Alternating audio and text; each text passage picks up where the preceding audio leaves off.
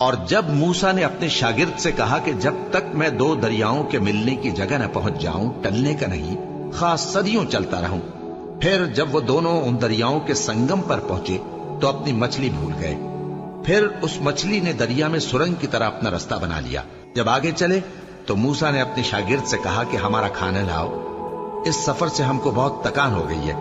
اس نے کہا کہ بھلا آپ نے دیکھا کہ جب ہم نے اس چٹان کے پاس آرام کیا تھا تو میں مچھلی وہیں بھول گیا، اور مجھے آپ سے اس کا ذکر کرنا شیطان نے بھلا دیا، اور اس مچھلی نے عجیب طرح سے دریا میں اپنا رستہ بنایا۔ موسیٰ نے کہا یہی تو وہ مقام ہے جسے ہم تلاش کرتے تھے۔ تو وہ اپنے پاؤں کے نشان دیکھتے دیکھتے لوٹ گئے۔ وہاں انہوں نے ہمارے بندوں میں سے ایک بندہ دیکھا جس کو ہم نے اپنے ہاں سے رحمت خاص سے نوازا تھا اور اپنے پاس سے ایک خاص علم بخشا تھا۔ موسیٰ نے ان سے جن کا نام خضر تھا کہا کہ جو علم اللہ کی طرف سے آپ کو سکھایا گیا ہے، اگر آپ اس میں سے مجھے کچھ بھلائی کی باتیں سکھائیں تو میں آپ کے ساتھ رہوں۔ خضر نے کہا کہ تم میرے ساتھ رہ کر صبر نہیں کر سکو گے، اور جس بات کی تمہیں خبر ہی نہیں اس پر صبر کر بھی کیسے سکتے ہو؟ موسیٰ نے کہا اللہ نے چاہا تو آپ مجھے صابر پائیے گا، اور میں آپ کے ارشاد کے خلاف نہیں کروں گا۔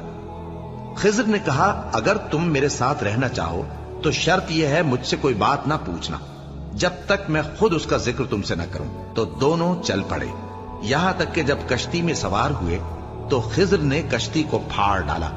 موسیٰ نے کہا کیا آپ نے اس کو اس لیے پھاڑا ہے کہ سواروں کو غرق کر دی؟ یہ تو آپ نے بڑی عجیب بات کی۔ خضر نے کہا کیا میں نے نہیں کہا تھا کہ تم میرے ساتھ صبر نہ کر سکو گے؟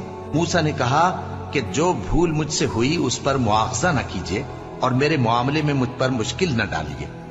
پھر دونوں چلے، یہاں تک کہ رستے میں ایک لڑکا ملا تو خضر نے اسے مار ڈالا۔ موسیٰ نے کہا کہ آپ نے ایک بے گناہ شخص کو ناحق بغیر قصاص کے مار ڈالا، یہ تو آپ نے بری بات کی۔ خضر نے کہا کیا میں نے نہیں کہا تھا کہ تم سے میرے ساتھ صبر نہیں ہو سکے گا؟ انہوں نے کہا کہ اگر میں اس کے بعد پھر کوئی بات پوچھوں یعنی اعتراض کروں تو مجھے اپنے ساتھ نہ رکھیے گا کہ آپ میری طرف سے عذر کے قبول کرنے میں حد کو پہنچ گئے ہیں۔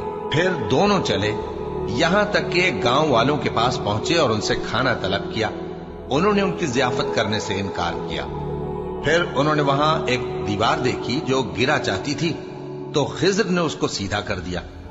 موسیٰ نے کہا کہ اگر آپ چاہتے تو ان سے اس کا معاوضہ لے لیتے تاکہ کھانے کا کام چلتا۔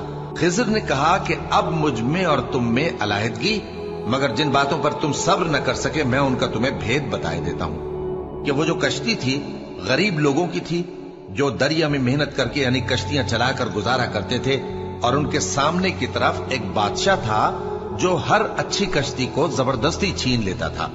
تو میں نے چاہا کہ اسے عیبدار کر دوں تاکہ وہ اسے غصب نہ کر سکے۔ اور وہ جو لڑکا تھا اس کے ماں باپ دونوں مومن تھے۔ ہمیں اندیشہ ہوا کہ وہ بڑا ہو کر بد کردار ہوگا تو کہیں ان کو سرکشی اور کفر میں نہ پھنسا دے، تو ہم نے چاہا کہ ان کا پروردگار اس کی جگہ ان کو اور بچہ عطا فرمائے جو اخلاقی پاکیزگی میں بہتر اور محبت میں زیادہ قریب ہو۔ اور وہ جو دیوار تھی سو 2 یتیم لڑکوں کی تھی جو شہر میں رہتے تھے، اور اس کے نیچے ان کا خزانہ دفن تھا، اور ان کا باپ ایک نیک آدمی تھا۔ تو تمہارے پروردگار نے چاہا کہ وہ اپنی جوانی کو پہنچ جائیں اور پھر اپنا خزانہ نکالے۔